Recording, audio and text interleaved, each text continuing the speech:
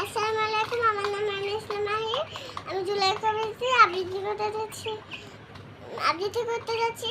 লিখেছেন মাহবুব আবাসুল। জুলাই মানে লাল গোলাপ আর কৃষ্ণচূড়ার হাসি, জুলাই মানে ভাইয়ের রক্ত মনের জসিম বাসি, বোনের আশা মায়ের চোখের পানি, সংগ্রাম আমার যুদ্ধ জয়ের বাণী।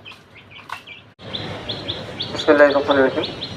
প্রিয় সাংবাদিক বন্ধুগণ, আপনারা ইতিমধ্যে অবগত হয়েছেন আজ সকাল 4:40 আমাদের সবার প্রিয় সালাউদ্দিন ভাই আল্লাহ রাব্বুল আলামিনের ডাকে সাড়া দিয়ে শাহাদাতের নজরানা পেশ করে আমাদের থেকে বিদায় নিয়েছেন। আমরা কিছুক্ষণ পূর্বেই তার জানাজা সম্পন্ন করেছি।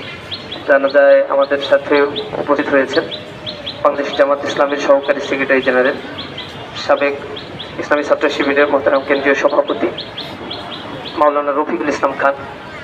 আপনারা জানেন 21শে জুন গাইবান্ধায় সাগাটাতে স্কুল কমিটির আধিপত্যকে কেন্দ্র করে বিএনপির এবং যুব দলের সন্ত্রাসীরা অতর্কিতভাবে সেই মাদ্রাসার প্রতিষ্ঠানের প্রিন্সিপালের উপর আঘাত করে এবং সেখানে অন্যায়ভাবে তারা দখল করতে চায়।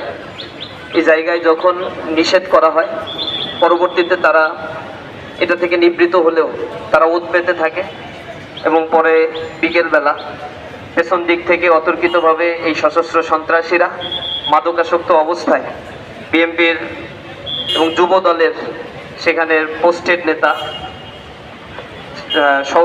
সভাপতি, উপজেলার জেলার নেতৃবৃন্দ যারা ছিল, এই সন্ত্রাসীরা সম্মিলিতভাবে সশস্ত্র অবস্থায় হামলা করে।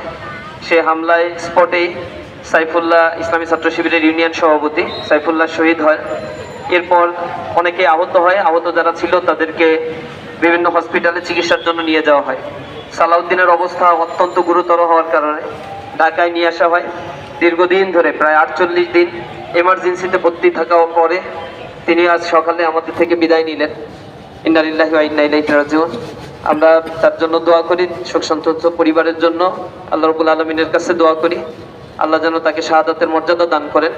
খুনি যারা রয়েছে তাদের এখনো সবাইকে গ্রেপ্তার করা হয়নি। যাদেরকে গ্রেপ্তার করা হয়েছে আমরা দেখি বাংলাদেশে বিচারের নামে এক ধরনের প্রহসন চলে।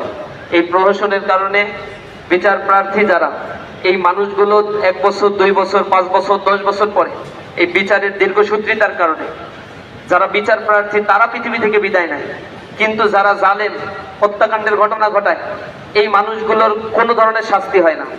তারা কিছু